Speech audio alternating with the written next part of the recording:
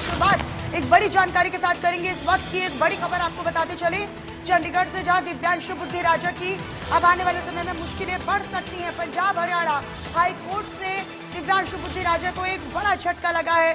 High court ने दिव्यांशु बुद्धि राजा की याचिका खारिज कर दी है। पंचकुला कोर्ट ने दिव्यांशु को भगोड़ा घोषित किया है।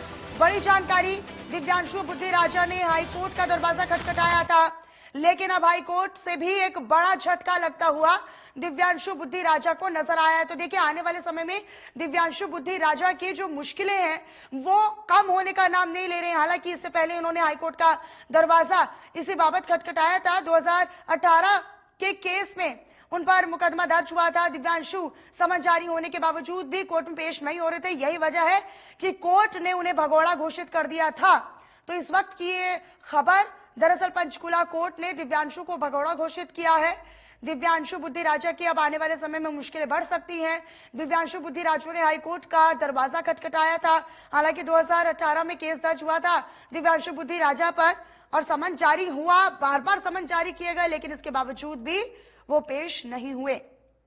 तो पंजाब हरियाणा हाईकोर्ट से एक बड़ा झटका दिव्यांशु बुद्धि राजा को लगा। देखिए, ये काफी गौर करने वाली बात है, क्योंकि दिव्यांशु बुद्धि राजा जो हैं वो लोकसभा के उम्मीदवार भी हैं। अब ऐसे में पार्टी के साथ साथ उन्हें भी एक बड़े झटका लगता हुआ नजर आ रहा है। साथ ही साथ न केवल व्यक्तिगत तौर पर दिव्यांशु बुद्धि राजा के लिए ये मुश्किलें बढ़ सकती हैं, बल्कि उनकी पार्टी के लिए भी मुश्किलें बढ़ सकती हैं।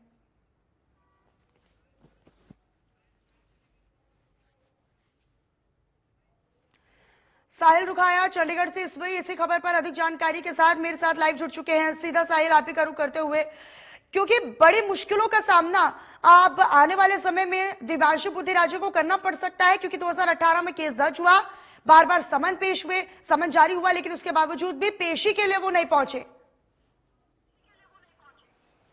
बिल्कुल, हम अपने दर्शकों को इस वक्त की बड़ी खबर जो है वो इंडिया न्यूज पर दिखा रहे हैं। सबसे पहले हमने इंडिया न्यूज के दर्शकों को अभी बताया कि जिस तरीके से जो करनाल से कांग्रेस के प्रत्याशी है दिव्यांशु बुद्धि राजा, उन्हें एक बड़ा झटका पंजाब एवं हरियाणा हाईकोर्ट से लगा है। 2018 के एक केस में उन्हें जो है पंचकुला कोर्ट की ओर से भगोड़ा घोषित किया गया था, जिसके बाद उन्होंने पंजाब एवं हरियाणा हाईकोर्ट का रुख किया और इस दौरान हाईकोर्ट की ओर से उनकी याचिका जो है वो मिस कर दी। अब ऐसे में उनकी मुश्किलें कहीं ना कहीं बढ़ सकती है। कानूनी जो जानकार है वो यही कह रहे हैं कि अब उन्हें पंचकुला की अदालत में सरेंडर करना होगा। अगर वो सरेंडर नहीं करते तो उन्हें प्रचार के दौरान कभी भी गिरफ्तार जो है वो किया जा सकता है। इस वक्त डबल एजी भूपेंद्र सिंह, डिप्टी एजी जो हैं भूपेंद्र सिंह हमारे साथ मौजूद हैं। सर, अब उनके पास क्या ऑप्शन है, क्योंकि हाईकोर्ट की ओर से उनकी याचिका जो है वो डिसमिस कर दी गई है।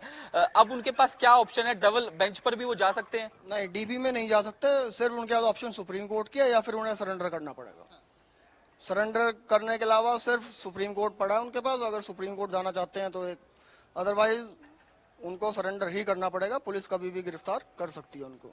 इंडिया न्यूज के दर्शक आपको सुन रहे हैं, विस्तार से बताएं कि आज कोर्ट में क्या कुछ हुआ जब ये सुनवाई हुई। तो कोर्ट में जब सुनवाई हुई तो कोर्ट ने कहा कि भाई जो आपका क्लाइंट, वकील साहब को कहा, उनके वकील साहब को, कि जो आपका क्लाइंट है उसका कंडक्ट गलत है, उसको पहले दिन से पता है, उसके खिलाफ प्रोसीडिंग चल रही है। 30/7/2022 को उसके नॉन बेलेबल वारंट निकले, जो उसने चैलेंज किया इस हाई कोर्ट में।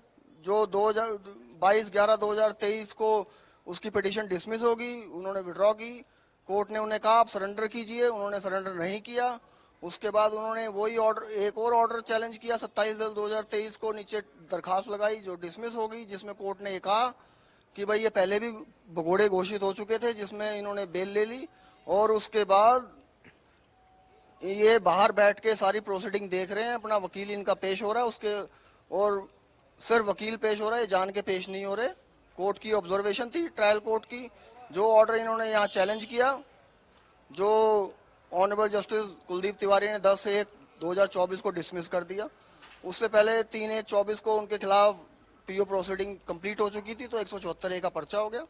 तो कोर्ट ने आज यही कहा कि वो, उनको एक एक फैक्ट की नॉलेज थी, वो जान के पेश नहीं हो रहे थे, तो इसलिए उनका कंडक्ट देखते हुए कोर्ट ने उनकी बेल आज पिटीशन डिसमिस कर दी 174A की, क्योंकि कोर्ट को उसमें, उस ऑर्डर में कोई भी गलती नजर नहीं आई और ना ही दूसरी पार्टी के वकील उनके वकील कोई गलती उसमें दिखा पाए कि ऑर्डर गलत है या सही गलत है, इसलिए कोर्ट ने उनकी पिटीशन डिसमिस कर दी।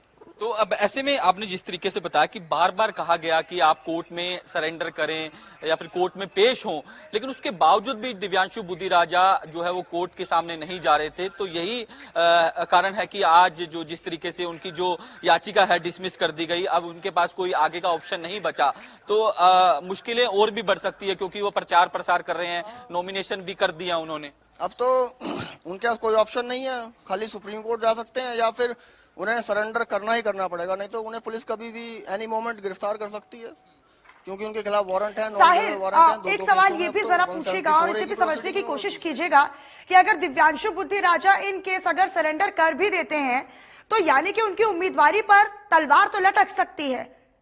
अगर इसे हम कानून के नजरिए से देखें तो क्या उनके पास आगे विकल्प बचता है? बिल्कुल आपने सही कहा। इस सवाल भी लेने की कोशिश करूंगा मैं। जिस तरीके से अगर दिव्यांशु बुद्धि राजा सरेंडर कर देते हैं, क्या उनकी उम्मीदवारी पर कोई इस तरीके का संकट रहेगा? आगे क्या प्रोसीडिंग रहेगी, क्या कार्रवाई रहेगी? अगर इलेक्शन कमीशन में शिकायत होती है तो इलेक्शन कमीशन ने कह रखा है कि नॉन बेलेबल वारंट जिनके खिलाफ एग्जीक्यूट हो रखे हैं, जो गिरफ्तार नहीं हो रहे, उनकी आप वो कर सकते हो, वोट उनकी कैंसिल हो सकती है, तो इलेक्शन कमीशन उनकी वोट कैंसिल कर सकता है। वोट कैंसिल कर उम्मीदवारी पर जब वोट कैंसिल हो जाएगी तो वो उम्मीदवार कैसे बनेंगे? तो कहीं ना कहीं बिल्कुल खतरा जो है वो अब देखने को मिल रहा है, क्योंकि जिस तरीके से भूपेंद्र जी ने बताया कि अगर इलेक्शन कमीशन में इस मामले की शिकायत जाती है तो कहीं ना कहीं उम्मीदवारी के साथ साथ उनका वोट भी जो है वो कैंसिल हो सकता है। तो आने वाले दिनों में दिव्यांशु बुद्धि राजा जो कांग्रेस के उम्मीदवार है, उनकी मुश्किलें कहीं ना कहीं बढ़ती हुई नजर जो है वो आ सकती है। तो ऐसे में अब दिव्यांशु बुद्धि राजा का क्या अगला स्टेप होगा? क्या वो सुप्रीम कोर्ट जाएंगे या फिर अपने आप को पंचकुला कोर्ट के अंदर जो है वो सरेंडर करेंगे? इस पर सबकी निगाहें जो है वो बनी हुई है। पहले सरेंडर से पहले जैसा कि अभी आपने बात भी की है और इन्होंने बताया भी है, वरिष्ठतम वकील हैं, इन्होंने बताया भी है कि उनके पास एक सुप्रीम कोर्ट का एक विकल्प बचता है, लिहाजा जरूर वो उस तक जाएंगे, लिहाजा वो पूरी कोशिश भी करेंगे कि किसी तरीके से उनकी उम्मीदवारी जो है वो बची रहे। साहिल, आपने जानकारी साझा की, बातचीत की, तमाम पहलुओं को लेकर आपने बातचीत रखी, बहुत शुक्रिया आपका तमाम जानकारी को साझा करने के लिए। और इसी बीच बुलेटिन में आगे